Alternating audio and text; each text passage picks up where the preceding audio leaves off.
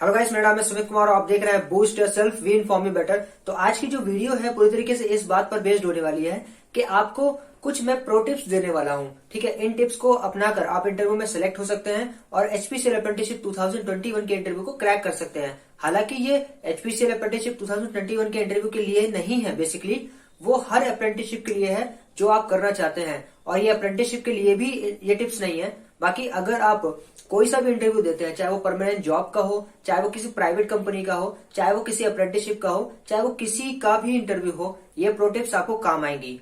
मैं जानता हूं कि ये चैनल जो है इस पर बहुत सारा जो कंटेंट है वो एचपीसीएल अप्रेंटिसशिप के रिगार्डिंग ही पोस्ट कर रखा है, लेकिन ऐसा बिल्कुल भी नहीं है। आपको अप्रेंटिसशिप के अलावा भी यहाँ पर लेटेस्ट जॉब देखने को मिलती है और इसके अलावा भी आपको यहाँ पर बहुत सारा कंटेंट अभी जो मैं सोच रहा हूँ वो आप अभी काम मतलब सोच नहीं पा रहे हैं कि किस प्रकार कंटेंट यहाँ पे आने वाला है। पर मैं आपको अश्योर करता हूँ कि यहाँ पर आपको वो चीजें देखने को मिलेंगी जो आपने कभी सोचा नहीं होगा, और ऐसा सिर्फ हम लोग ही यहाँ पर कर पा रहे हैं। जैसे कि अभी आपने देखा, मैं ऑनलाइन जो है कन्वर्सेशन वहाँ पे कंडक्ट करा रहा हूँ।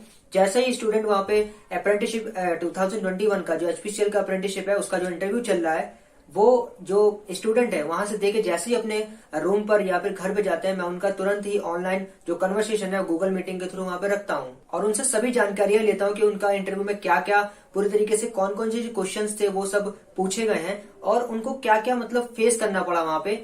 अगर मैं ये वीडियोस बनाता हूं तो मैं ये आशा करता हूं कि बहुत सारे जो कैंडिडेट्स हैं वो डरे हुए हैं। मैं बेसिकली यही चाहता हूं कि कोई भी स्टूडेंट वहां पे डरे नहीं जब वो अपना इंटरव्यू दे, या जो भी अगर डॉक्यूमेंट वेरिफिकेशन भी करवा रहा है, चाहे वो ऑफलाइन प्रोसेस हो चाहे वो ऑनलाइन प्रोसेस हो, अगर कहीं पे भी करवा रहा है तो वो डरे नहीं, बिल्कुल पैनिक ना क्रिएशन हो उसके मन में। बिल्कुल वो क्वाइट तरीके से, बिल्कुल काम तरीके से अपना जो है वो डॉक्यूमेंट वेरिफिकेशन करवाए, या तो किसी भी इंटरव्यू को वो क्रैक करे, चाहे वो एचपीसीएल का इंटरव्यू हो, चाहे वो किसी भी बीपीसीएल का इंटरव्यू हो, चाहे वो आईयूसीएल का हो, चाहे वो अप्रेंटिसशिप का इंटरव्यू हो, चाहे वो किसी गवर्नमेंट जॉब का ही परमानेंट वैकेंसी का ही इंटरव्यू क्यों ना हो। मैं इस चैनल के माध्यम से सभी को सूचित करना चाहता हूं कि ये चैनल जो है पूरी तरीके से अप्रेंटिसशिप के लिए नहीं बना है। अगर आपकी ये धारणा है कि ये पूरी तरीके से अप्रेंटिसशिप के लिए है तो प्लीज अपना ये जो पॉइंट ऑफ व्यू है वो चेंज कर लीजिए। अभी मैं बता रहा हूं आपको, क्योंकि अभी इस चैनल पर बहुत कुछ आने वाला है जो अभी आपने एक्सपेक्ट नहीं किया है। मैं बता देना चाहता हूं कि अभी इस चैनल पर हम लोग बहुत कुछ करने वाले हैं। तो अभी तक अगर आपने सब्सक्राइब नहीं कर रखा तो सब्सक्राइब कर लेना इस चैनल को। मैं फिर से बता रहा हूं, अगर आप इग्नोर करना चाहते हैं इसे तो आप इग्नोर कर सकते हैं, कोई दिक्कत की बात नहीं है मेरे लिए। बट मैं अभी सीरियस हूं, मैं मजाक कुछ नहीं कर रहा हूं। इस चैनल पर बहुत कुछ आने वाला है जो अभी आपने एक्सपेक्ट नहीं किया है। तो प्रो टिप्स में सबसे पहले जो बात करता हूं मैं, पहली चीज यही है कि अभी आपने बहुत सारे जो इंटरव्यूज है हमारे वो देखे होंगे, उनमें से कुछ कॉमन जो बातें आपको वो पता चली होंगी कि हमको पैनिक नहीं करना है वहां पे। अगर हम पैनिक करेंगे तो क्या होगा, जो सवाल हमसे पूछे जा रहे हैं हम उसका जवाब ही नहीं दे पाएंगे। हमारे मन में वो क्वेश्चन भी होगा, आंसर भी होगा कि हमसे ये सवाल पूछा जाएगा, हम इसका आंसर भी दे देंगे, बट हम वो नहीं दे पाएंगे क्योंकि वहां हम पैनिक हो जाएंगे और सब ब्लैकआउट हो जाएगा हमारे आगे। अब ब्लैकआउट होने का मतलब यहाँ पे ये है कि आपकी आंखों का आगे अंधेरा नहीं छाएगा, बट आपको ये समझ नहीं आएगा कि आप बोलना क्या चाहते हैं, वहां बोल ही नहीं पाएंगे। और जब आप बोल नहीं पाएंगे तो आप तो खुद ही जानते हैं, मुझे बताने की कोई जरूरत नहीं है, आप खुद ही जानते हैं कि वहां पर आपको रिजेक्ट कर दिया जाएगा। क्योंकि इंपॉर्टेंट होता है कि आप इंटरव्यू में बोलें, अगर आप उनके आंसर का जवाब ही नहीं दे पा रहे हैं। सपोज दैट अगर मैं बात करता हूं आपके इंटरव्यू से रिलेटेड, अगर आपका प्रोजेक्ट पूछा लिया गया वहां पे और अगर आप ब्लैकआउट हो गए वहां पर तो क्या करेंगे आप वहां पर? आप अपना प्रोजेक्ट ठीक से वहां पे एक्सप्लेन ही नहीं कर पाएंगे।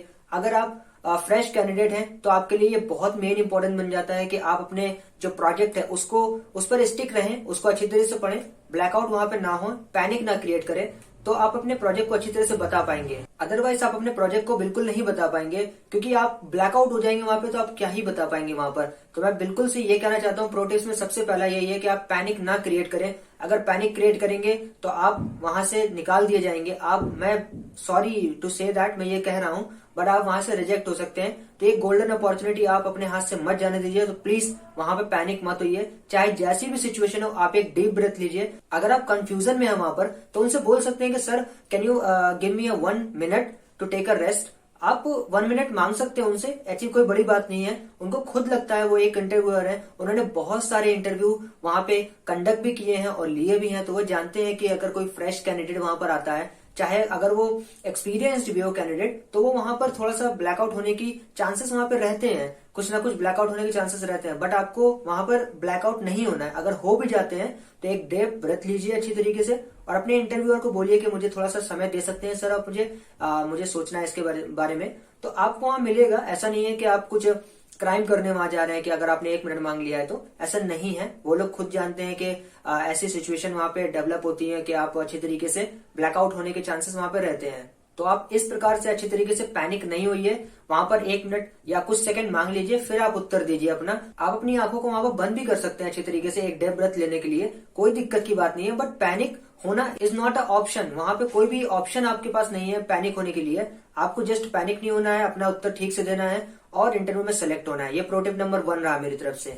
प्रो टिप नंबर 2, तो प्रो टिप नंबर में 2 है कि आप अपने प्रोजेक्ट से स्टिक रहिए बिल्कुल अच्छी तरीके से। चाहे आप 2019 के पास आउट हो, चाहे आप 2020 के पास आउट हो, चाहे आप 2021 के पास आउट हो, इससे कोई फर्क नहीं पड़ता। आपको केवल आपको अपने प्रोजेक्ट से रिलेट करना है। पूरा जो भी आपका सब्जेक्ट उसमें लगा हो, अगर मैं बात करता हूं, अगर आप मैकेनिकल ब्रांच से, अगर आपका थर्मोडायनेमिक्स से रिलेटेड कोई सब्जेक्ट है और उसी के रिलेटेड आपका प्रोजेक्ट भी है, तो आपको थर्मोडायनेमिक्स के विषय में पूरा A to Z पता होना चाहिए, उसका सब्जेक्ट पूरा नॉलेज होना चाहिए। क्योंकि अभी क्या हो रहा है, जैसे कि अभी हमने कुछ इंटरव्यू देखे हैं, उन्होंने बताया है कि आपका जो प्रोजेक्ट है उसी से रिलेटेड जो सब्जेक्ट आपका वहां पर लगता है वही आपसे पूछा जा रहा है। इसका मतलब सीधा से यही है कि आपसे वही पूछा जाएगा।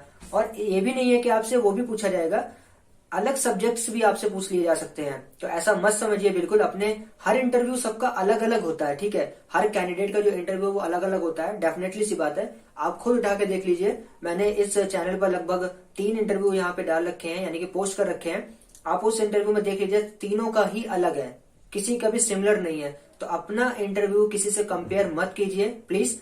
मैंने जो क्वेश्चन आपको बताया केवल वही प्रिपेयर कीजिए और आप अच्छी तरीके से उस क्वेश्चन को बिल्कुल अच्छी तरीके से पढ़िए जो आपका प्रोजेक्ट से रिलेटेड है।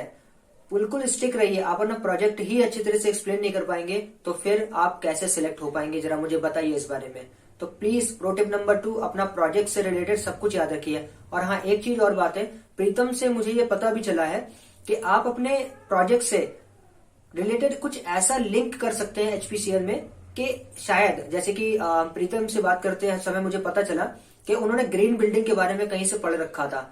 एक्चुअली मैंने उन्होंने बताया था ग्रीन बिल्डिंग से मैंने आपने कुछ पढ़ा रखा है। उन्होंने एक्चुअली इसको खुद सर्च किया कि हाँ, मेरे जो प्रोजेक्ट है वो पूरी तरीके से HPCL में लिंक है। तो आपको ऐसा करना है कि आपका प्रोजेक्ट कहीं HPCL से लिंक तो नहीं है। अगर HPCL से लिंक है तो आपको पता करना है कि क्या मेरे प्रोजेक्ट का यूज हो रहा है HPCL में। अगर हो रहा है तो आप मुझे बताइए अच्छी तरीके से। जैसे कि अगर मैकेनिकल की बात मैं कर लेता हूं तो वहां पे फ्लूइड मैकेनिक्स वहां पे अप्लाइड होती है हमारे में, ठीक है, मैकेनिकल इंजीनियरिंग में। वो आपको सभी को पता होगा जो मैकेनिकल वाले इस वीडियो को देख रहे हैं। अगर बात करते हैं तो HPCL की, तो वहां पाइप्स होते हैं। अब पाइप्स में वहां पे फ्लो भी होता है, तो फ्लो के बारे में आपको पता होना चाहिए। पूरा एक चैप्टर है वहां पर, आपको उसके फ्लो के बारे में पता होना चाहिए। आपको वहां पे बर्नौली थ्योरम के बारे में पता होना चाहिए कि बर्नौलीज थ्योरम क्या होती है। आपको वहां पे प्रेशर के बारे में पता होना चाहिए, प्रेशर ग्रेडियंट के बारे में पता होना चाहिए, ठीक है। जितने भी हेड्स होते हैं, वेलोसिटी हेड होता है आपका और डेटम हेड होता है, उस सब के बारे में आपको पता होना चाहिए बेसिकली।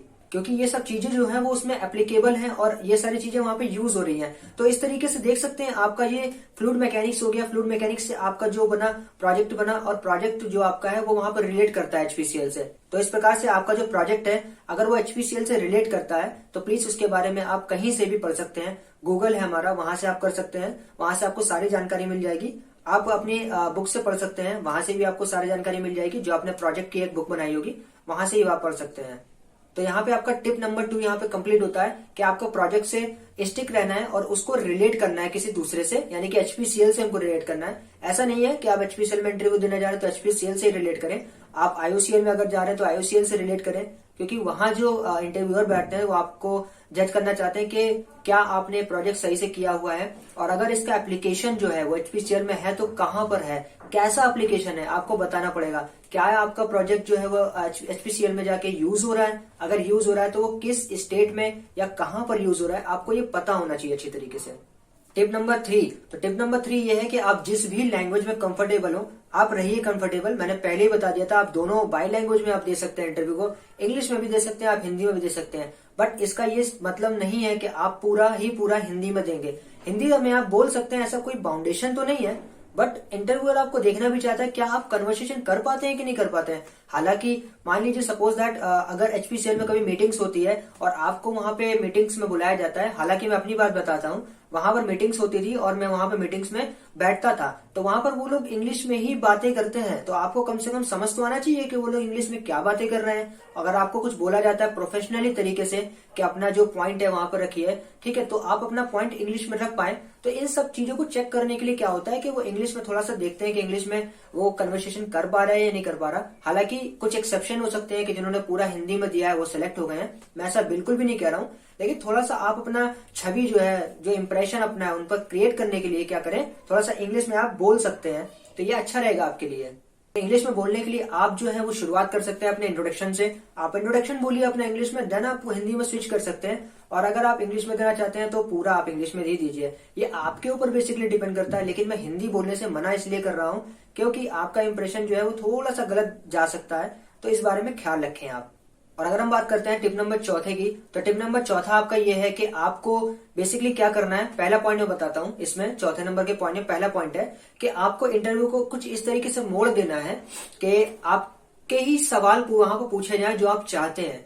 जैसे कि मैं अपनी बात करता हूं कि मैंने सबसे पहले अपना इंट्रोडक्शन दिया था, देन उसके बाद मुझे समर ट्रेनिंग का जो था वो नॉलेज था बहुत ज्यादा था, क्योंकि मैंने HAL Hindustan aeronautics limited Kanpur से अपना जो समर ट्रेनिंग था वो कंप्लीट किया था। मुझे उसके बारे में A to Z पता था, तो मैंने क्या किया, अपना इंटरव्यू को वहां पे मोड़ दिया, यानी कि मैंने अपना इंट्रोडक्शन दिया, देन उसके बाद समर ट्रेनिंग को इंक्लूड कर दिया ताकि वो मुझसे समर ट्रेनिंग से सवाल पूछे और मैं उनका जवाब दे पाऊं, जिससे मेरा नंबर ऑफ जो क्वेश्चन होगा वो HPCL के इंटरव्यू में मुझसे वहां से ही पूछा जाएगा, समर ट्रेनिंग से, ताकि प्रोजेक्ट से रिलेटेड अगर कुछ ऐसा सवाल मुझसे पूछ दिया गया जो मुझे नहीं आता है तो वो मैं शायद नहीं भी बताऊंगा, तो मेरे लिए चलेगा, कोई दिक्कत की बात नहीं है उसमें। इसीलिए मैंने क्या किया, उसको वहां पर मोड़ने की पूरी कोशिश की, लेकिन अनफॉर्चुनेटली वहां पर उन्होंने मेरे सवाल को कट कर दिया।